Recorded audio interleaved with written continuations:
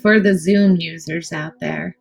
If you use Zoom for business to connect with clients, to conduct meetings, to do intake or scoping calls, you might use the record feature.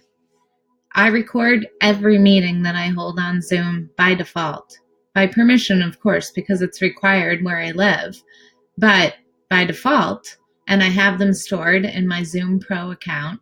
And very, very frequently, I will share those recordings back with the client or back with someone I'm collaborating with on behalf of the client, so that that knowledge transfer of what we discussed is there in real time and with all of the personality of the discussion.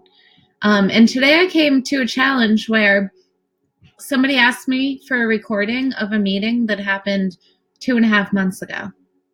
I knew it happened way back in the spring before summer started. And I knew I had it in my Zoom recordings.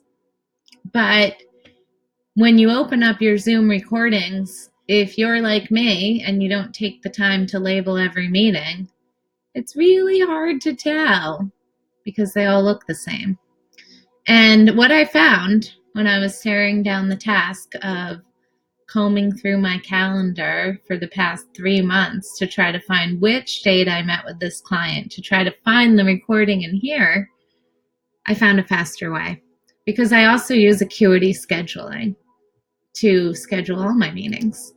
So I logged into my Acuity account and I didn't have to search for the person I had met with in the search bar because I noticed right over here is the clients. And so I'm able to search for my client's name, click on that name, and then see all of the recorded calls that happened in our relationship. Once I have that date, then I'm much better equipped to go back and find that recording in the database at Zoom. A lot easier than combing through all of these and trying to find which is the right one.